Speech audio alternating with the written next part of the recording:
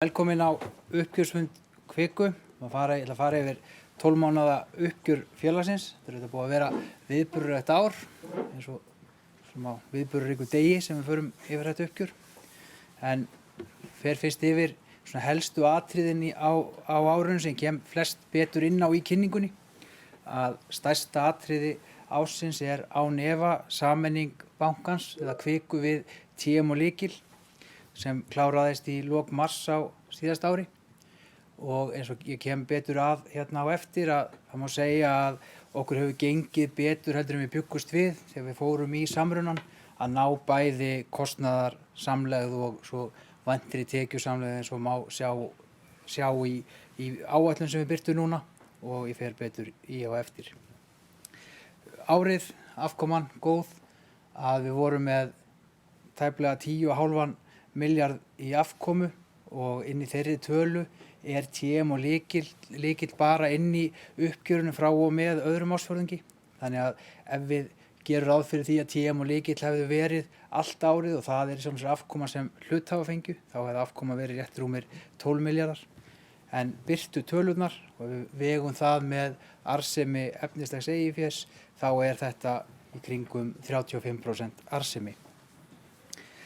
Við erum með gríðarlega sterkt félag,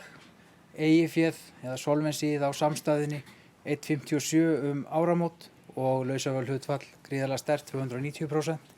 Þetta, báðar þessar tölur eru, ef við horfum bara á þær einangraðar, gríðarlega háar,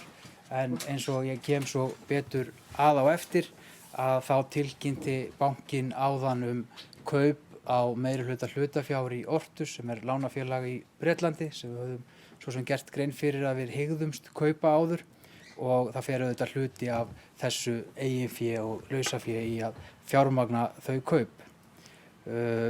Svo eignir í stýringu. Ég er afskaplega ánægður með það að eignir í stýringu jukust á árinu.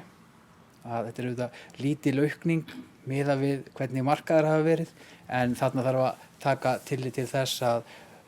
tæplega 90 milljarðar fóru út úr eignum í stýringu út af sjóðum sem var lokað, og það eru aðalega þá sjóðir sem voru bara með takmarkaða líftíma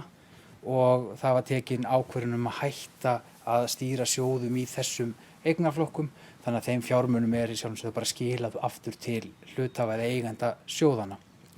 Við keyptum tilbaka á árinu 2,5% af útgefnu hlutafé og það kláraðist í október 2021. Eins og ég nefndi áðan, við undirrituðum kaupsamning á Ortus, fer aðeins betur yfir það hérna eftir, og við erum núna fyrsta skipti eftir samruna að birta áætlun undir svona, getur sagt, samsvarandi aðferðafræði og TM birti sínar áætlanir og munum gera það hér eftir að birta hlaupandi 12 mánaðar áætlanir. Þannig að við verðum með hér eftir með lifandi áætlun til næstu 12 mánaða. Og við erum að birta áætlunum upp á afkomu upp á 8 til 9 milljarða sem samsvarar 18,3 til 20,6% ávöxtun á efnislegt eigið fé, og ég ætla að fara hérna yfir og eftir helstu forsendur við þessa áætlun. En í desember þá héldum við markaðsdag þar sem við birtum niðurstöður úr stefnumótun, birtum 7 lykilmarkmið, hvað við ætlum að gera í samstæðinu á næstu 3 árum, og ég fer örstutt yfir það, rifja þau upp, að þá var fyrsta markmiðið að auka fjölda viðskiptavina sem nota 3 eða fleiri vörur eða þjónustur í fjártækni 50.000. Við vildum gera leggja okkar að mörkum til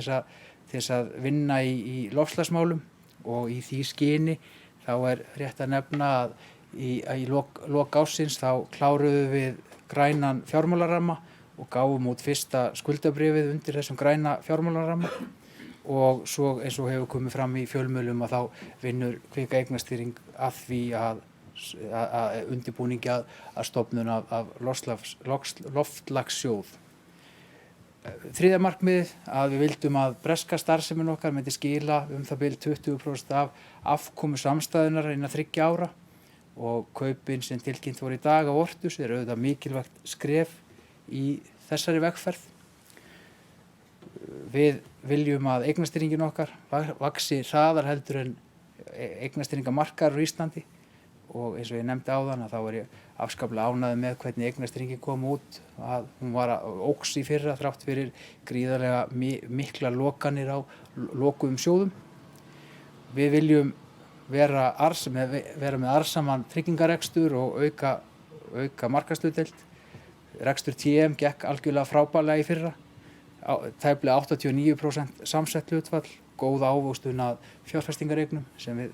förum inn á eftir og svo svona fyrsta kannski varan sem við erum að ná fram með sína krossölu tækifæri þó að það sé kannski ekki stór vara en þá erum við farin að bjóða upp á í auði græna framtíðarreikninga fyrir börn sem fylgir með barnatrygging. Við viljum ná fjárhagslegu markmiðum að hluta til á kostnaðarhliðinni og höfum áhuga því og höfum sett okkur það markmið að vera með sambærilegan fjármagnskostnað og eldri eða gömlu bankarnir hérna á Íslandi og getur sagt að seinustu útgáfurnar á árinu sem voru gerðar hérna innanlands að þær voru komna með svona sambærilegan kostnað og stóru bankarnir en það er töluvert lengra í land með erlendu útgáfurnar okkar en ég var afskaplega ánægður með það að bankinn kláraði fyrstu erlendu útgáfuna sína í Skandinavíu núna í janúar og það er framundan töluvert vinna að halda áfram að vera á þessum erlendu fjármálamörkuðum. Og settum okkur skýrt arðsemismarkmið að vera með 20% ávöxtun á efnislegt eigið fé, völdum efnislegt eigið fé því að það var til töluvert mikið af óefnislegum eignum við samrunan við TM og ástæðan fyrir því var einkum að allt, getur sagt, yfirverð eða verðmæti TM á markað umfram eigið fé færist sem óefnislegar eignir og óefnislegar eignir þær nýtast okkur ekkert í fjármögnun. Þannig að við erum að setja markmið á það eigið fé sem nýtist raunverulega í reksturinn okkar og fer aðeins betur yfir það á eftir. En ef við leggjum þetta saman þá tel ég að við séum með merkilegt félag í höndunum. Við erum með fjárhagslegan styrk, við erum með dreifðar tekjustoðir, við erum með, getur sagt, rótgrónar business eða viðskiptaeiningar og tækifæri til áframhaldandi vaxtar þrátt fyrir stærð félagsins. Á árinu höfum við farið og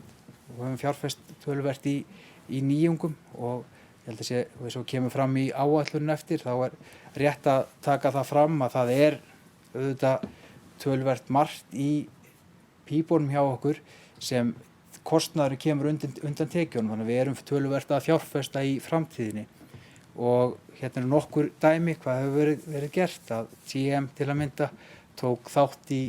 þessum svokallaða rafræna mánudegi, gaf afslátt af tryggingum og fékk þarna náði í kringum 500 nýjum viðskiptavinum. TM innleiddi spjallvelmenni á árinu. TM fór á stað og bauð upp á netöryggistryggingar. Nefndi áðan með framtíðarreikningana, grænu framtíðarreikningana með tryggingum til barna. Kvik eignastýring, það var loksins klárað að það sé hægt að eiga viðskipti með sjóði á netinu. Ég er mjög ánægður með að Lykill var fyrsta lánafélagið sem kláraði eða var fyrsta lánafélagið sem rafrænt þinglýsti lánaskjali og það skiptir auðvitað mjög miklu máli í þessu tækifæri að auka markaðshlutdeild á viðskiptabankamarkaði að það sé hægt að klára lánaskjöl rafrænt og vonandi gerist það sem fyrst að það verði hægt að gera það með íbúðalán líka. Ég er mjög ánægður með hvernig hefur verið tekið á, eða hvernig viðskiptavinir hafa tekið á móti þessu rafræna gjaldeyrismarkaði sem við höfum verið að vinna í samvinnu við Kelduna og það hefur verið töluvert mikill vöxtur á veltu þar og svo fórum við síðustu helgi þá innleiddum við Sopra innlánskerfið hérna sem var gríðarlega stórt verkefni og reyndi töluvert á innviðina. Við höfum verið að á undanförnum misserum að leggja eins og svo margir aðrir aukna áherslu á sjálfbærni og við til að mynda fengum nýja einkunn frá Reitum, hækkaði töluvert frá fyrra ári og mér langar að segja að það mörgu leyti merkilegt og það opnaði sjálfsögur augum manns sjálfs fyrir því þegar við vorum á fundarherferð í Skandinavíu að kynna bankann fyrir erlendu fjárfestum að það voru mjög mikið af spurningum og athugasemdum sem snéru að sjálfbærni. Þannig að fyrir banka þá getum við sagt að sjálfbærni á ekki að vera bara að tikka í eitthvað box og birta skýrslur. Þetta þarf að vera hluti af rekstrinum og það bara gott viðskiptatækifæri að gera sjálfbærni af viðskiptatækifæri. Og við höfum verið að fjárfesta töluvert í því hvernig getum við komið sjálfbærni í víðu skilningi inn í, getum við sagt, bara viðskiptaferlan okkar og í því skyni þá má til að mynda nefna það sem ég sagði áðan að eignastýringarfélagið að undirbúa eða skoða kosti þess að búa til að mynda til loftslagssjóð. Og svo stóra frétti fyrir samstæðuna sem við unnið lengi að þegar við keyptum og skrifum undir samninga í dag að kaupa meiri hluta af hlutafé Ortus lánafélagsins sem við höfum átt 15% hlut í frá því 2018 og gengið prýðilega síðan. Afkoma Ortus í fyrra var í kringum 600 milljónir. Við erum að gera ráð fyrir því að afkoma Ortus á þessu ári verði í kringum 900 milljónir og þarna teljum við vera töluvert mikil tækifæri fyrir samstæðuna hort fram á veginn. Í undirbúningnum af kaupunum Ortus þá fengum við til að mynda Grant Thornton í Bretlandi til þess að gera mat á sanngirni viðskiptana og það sjálfsög kom bara mjög vel út og þeirra álitum var það að þessi verði sem greitt var fyrir Ortus væri sanngert eins og bara sanngert verð í sjálfum sér. Og þannig að það verður, eins og ég segi í tilkynningunni, að mínu mati þetta ein mest spennandi fyrirtækjakaup sem við höfum ráðist í og ef við horfum á til dæmis hvað við sögðum fyrir samrunan við TM og settum við okkur fjárhagsleg markmið. Við ætluðum að ná 12 til 1500 milljónum í kostnaðarsamlegð og eins og ég kem að á eftir að þá með væntanlegri uppgreiðslu á skuldum afganginn af skuldum líkil sem við ætlum að greiða upp núna á fyrri hluta ársins að þá erum við búin að ná kostnaðarmarkmiðunum og kaupin á Ortus að þarna erum við náttúrulega að nýta eigið fé, við erum ekki að gefa út hlutafé til þess að geta keypt félagið, við erum að nýta fjárhagslegan styrk félagsins til þess að útvíkka starfsemina þannig að þetta hluti af möguleikunum sem þessi samruni bjó til fyrir okkur að stækka félagið og grípa vaxtatækifæri með arðbærum hætti þannig að ég myndi horfa á allavega hluta og jafnvel meiri hluta tekna eða afkomu Ortus í framtíðinni sem hluta af þessum mögulegu tekjutækifæri sem kæmi í kjölfar samruna Kviku og TM. Og eins og kemur fram þarna að þetta mjög mikilvægt skref í þeirri vegferð að 20% af tekjum félagsins eða afkomu félagsins komi frá Bretlandi í framtíðinni. Við förum yfir reikninginn að þá eins og ég var að segja að svo kemur fram þarna á myndinni niðri til vinstri að þá erum við nokkurn veginn búin að ná markmiðunum sem við ætluðum að ná á 2 árum kostnaðarsamlegð að kostnaðarsamlegðin sem við erum búin að ná metum við núna 1150 milljónir við ætluðum að ná 12 til 1500 milljónum en með fyrirhuguðum uppgreiðslum á skuldabréfum líkils í apríl-maí að þá verðum við komin mjög vel inn í þetta bil. Þannig að og svo tekjur hliðin að þar erum við auðvitað fjárfesta töluvert og það er erfiðara að mæla hvað tekjusamlega og hvað ekki en eins og við sjáum þegar við förum yfir áætlunina hvernig félagið lítur út miðað við hvernig félagið leit út áður en við réðumst í samrunann þá miðar okkur vel þar. Afkoman eftir skatt fyrir skatt á fjórðungnum var þarna 2,6 milljarðar og eins og ég kem að á eftir að á fjórðungnum voru 900 milljónir í einskiptiskostnað. Þannig að af teknu tilliti til þess að þá var afkoman á fjórðungnum sjálfum sér bara prýðileg. Arðsemi efnislegs eigið í kringu 35% sem er sögulega mjög hátt og ég mjög ánægður með hvernig tekjuskiptingin Þannig að sjáum við hvað tekjuskiptingin dreifð. Við erum með 4 aðal tekjueiningar og svo eftir kaupin á Ortus þá verður Bretland 5. tekjueiningin. Þarna TM stærst og það þarf að taka auðvitað tillit til þess að TM sjálfum sér bara inn í þessum tölum í 9 mánuði ekki 12. Þannig að TM heldur stærra heldur en þetta gefur til kynna. Og við fer yfir reksturinn myndrænt. Þá, sem ég sagði áðan að það var prýðis fjórðungur þrátt fyrir 900 milljónir í einskiptiskostnað. Ég aðeins inn á það rétt á eftir. Og vaxtatekjur, það vaxa töluvert, prýðilegur fjórðungur. Þóknunartekjur, í sjálfum sér bara sterkar líka. Tryggingaiðgjöldin áfram vöxtur frá ári til árs. Fjárfestingatekjur, bara sterkur fjórðungur eins og fjórðungarnir undan og svo eins og ég nefndi áðan að einskiptiskostnaðurinn upp á kringum 900 milljónir að það litar auðvitað rekstrakostnaðinn. Þessar 900 milljónir, þær skiptast aðalega í það að eða tæplega 400 milljónir af þessu 900 eru gjaldfærslur út af væntum flutningum TM hingað í Katrínartún og það kostar tæplega 400 milljónir metið sem búið að gjaldfæra. Og svo eru rúmar 300 milljónir til viðbótar afskriftir vegna kaupverðs útdeilingar sem greint var frá í tilkynningu nýverið sem var kannski eftirhyggja full flókin orðuð. En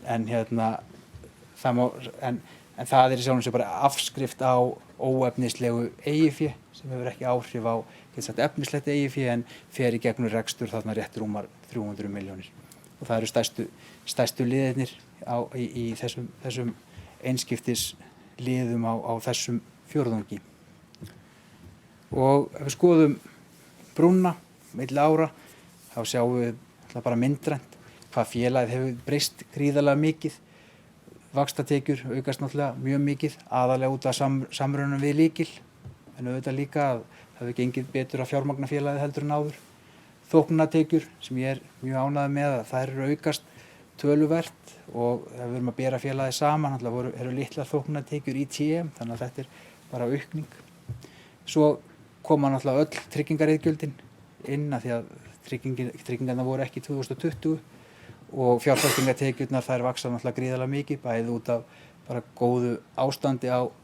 mörkuðum sem hafði jákvæð áhrif á fjárfestingar bankans en svo að auki og aðalega það náttúrulega bara afkoma TM í gegnum fjárfestingar. Og svo á móti að þá eykst rekstrakostnaður enda TM að koma að fullu inn í félagið þarna og aðrar hreyfingar minni. Og ég fer örstutt yfir starfsþættina og eins og ég sagði áðan samsett hlutfall TM tæplega 89%, það frábært ár og eins og ég kem að á eftir að þá búist við í hlaupandi áætlun til næstu 12 mánaða að samstættarhlutfallið verður nú ekki svona til eilífðar eða til framtíðar. Og afkoman af fjárfestingum, frábært ár hjá TM með afkomu af fjárfestingum upp á tæplega 18%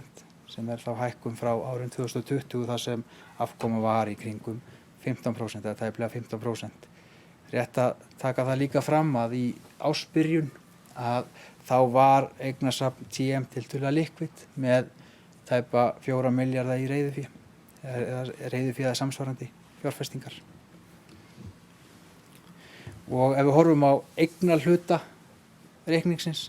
að þá sjáum við að það ákveðin breyting að hinga til eða frá samruna hefur efnahagsreikningurinn verið að minnka á milli ársfjórðunga og við höfum skýrt það aðalega vegna þess að við vorum búin að safna lausu fé til þess að greiða upp skuldir lykils og það gerði að verkum að efnahagsreikningurinn minnkaði milli fjórðunga en svo höfum við verið núna undanfarið að stækka reikningin töluvert, aðalega með því að safna lausu fé til að mynda til þess að geta undirbúið kaup á Ortus, og áramótin að þá voru lausar eignir, likvid eignir í kringum 100 milljarða og lausafjárhlutfallið gríðarlega sterkt eða í kringum 290%. Og ef við horfum á lán til viðskiptavina þá stækkar lánasafnið lítið eitt milli fjórðunga, og ef við horfum á flokkunna milli stiga að þá sjáum við það að stage 3 lánin, eða þessi lán sem eru áhættumest, að þau eru lítið breytt. Þau lækkuðu aðeins á milli 31.3. og 30.7. og síðan hafa verið litla breytingar og örlítil lækkun milli fjórðunga. Og við höfum núna gjaldfært í kringum 1,3 milljarða út af væntum útlánatöpum og sem bara sambarilegt og hefur verið seinustu 2 ársfjórðunga. Samsetningin á lánabókinni, sjáum við að langstærsti hlutinn af lánabókinni, að tæpi 30 milljarðar, eru farartæki sem lykill hefur fjármagnað, og svo eru það, getur sagt, svona commercial farartæki eða bara tól og tæki til fyrirtækja sem eru þar, eru þarna tæpir 9 milljarðar, fasteignalán tæpir 10 milljarðar, í kringum 6 milljarðar í fasteignaþróun. Svo erum við með, getur sagt, rekstrarlán eða lán til fjárfestinga upp á tæpa 7, fjármögnun á verðbréfum tæpa 4, og svo Netgyro og Aur sem eru að megninu til svona sambærileg lán eins og gömlu raðgreiðslurnar voru, eða buy now pay later lána við sletti, og upp á okkur að tæpa 6 milljarða, og framtíðin sem eru getur sagt, annars veðréttarlán eða seinni veðréttarlán fyrir fasteignir upp á tæpa 2. Og skuldirnar í efnahagsreikningnum, að þær eru þetta bara spegilmyndin á eignunum, en þarna langar mér sérstaklega að taka fram að ég afskaplega ánægður með það að á árinu þá fjármagnaði Kvika sig upp á tæplega 18 milljarða markaði með útgáfu skuldabréfa, og þar af, eins og ég sagði áðan, að gáfu út fyrsta græna skuldabréfið okkar, og við höfum lagt töluvert mikla vinnu í fjármögnunarhlutann, af því að það þarf auðvitað þegar verið að reka fjármálafyrirtæki að huga bæði af eignum og skuldbindingum. Og ef við horfum á solvensíð og eiginfjárhlutföllin, að þá aðal hlutfallið okkar sem fjármála samsteypu þetta solvensí hlutfall, og ef við horfum á bara textan undir myndinni vinstra megin, að ef við færum þá KAR, eða eiginfjárhlutfallið bankans, við solvensí hlutan á tryggingafélaginu og breytum í solvensí á samstæðunni, að þá getum við sagt, krafan, eiginfjárkrafan tæplega 30 milljarðar en raunstaða í kringum tæplega 47 milljarðar, sem gefur okkur að solvensí hlutfall 1,57, sem væri hægt að túlka að við erum með 57% meira eiginfé áramótin heldur en lágmörk eru með lögbundnum aukum, en maður vill náttúrulega hafa eitthvað umfram það. Kaupin á Ortus gera það að verkum að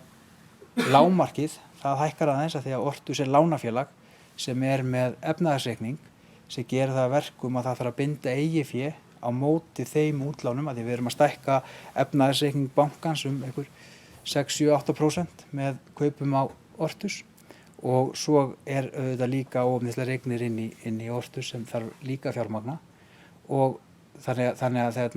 að getur sagt að lágmarkið það hækkar út af efnahagsreikningnum á Ortus, en eignin okkar, efnislega eignin, eiginfé sem við erum með, lækkar svolítið, að því að við erum að borga fyrir yfirverðið á Ortus, og við erum að meta það að þetta einhvers staðar í kringum, getur sagt, ef við værum að horfa á þetta út frá KARi eða eiginfjárhlutfalli banka eða móðurfélagsins, að þá eru kaupin á Ortus samtals að lækka KARið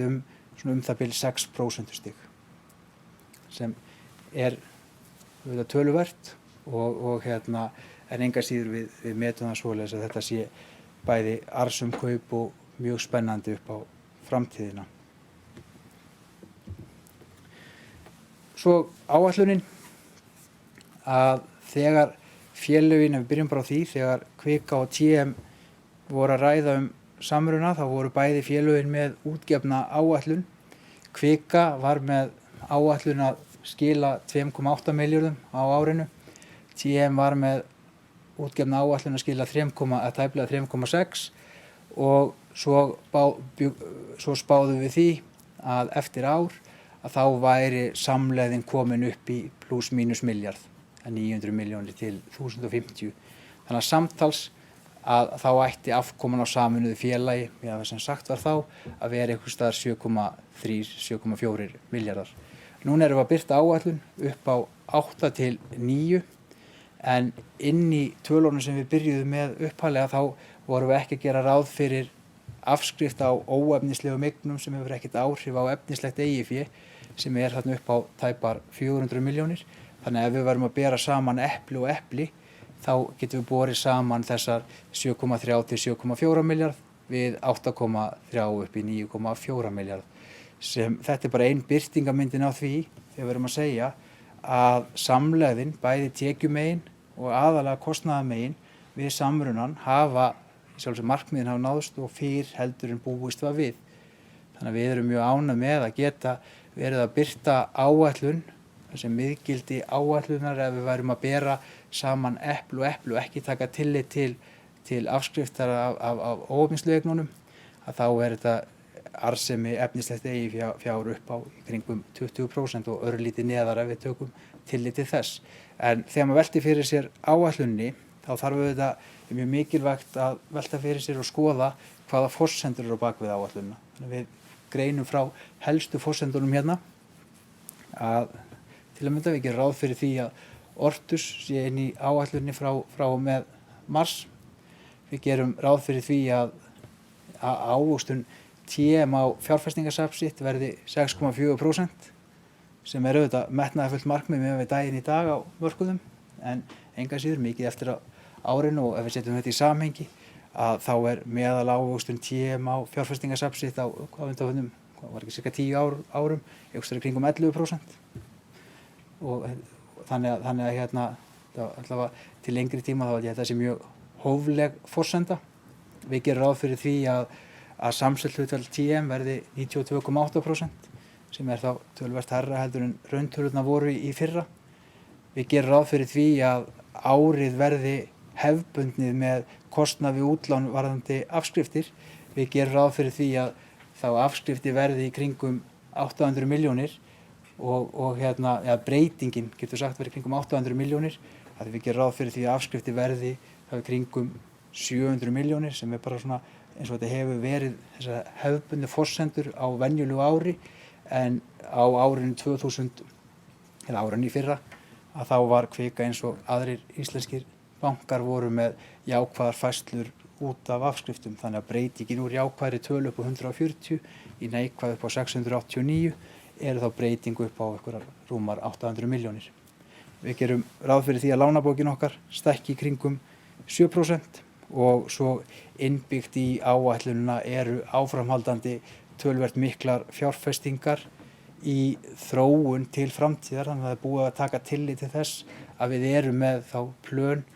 til þess að ná þessum markmiðum sem ég byrjaði að tala áðan sem við kynntum núna í desember til að mynda fjölgun viðskiptavina á einstaklingsmarkaði og það kostar auðvitað að innleiða tækni, fjárfesta í tækninni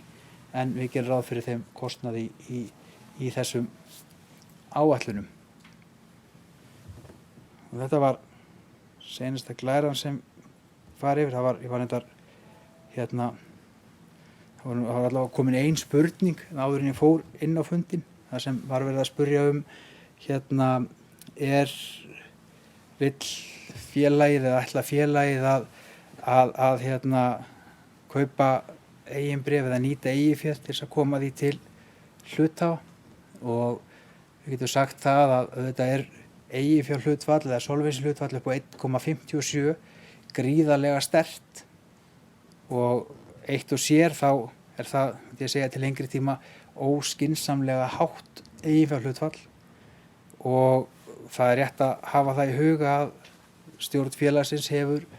ekki ennþá birt tillögur sínar til aðalfundar og seinasta aðalfundi þá fékk félagið heimild til þess að kaupa 5% af eigin bréfum tilbaka, keypti í kringum 2,5% af eigin bréfum tilbaka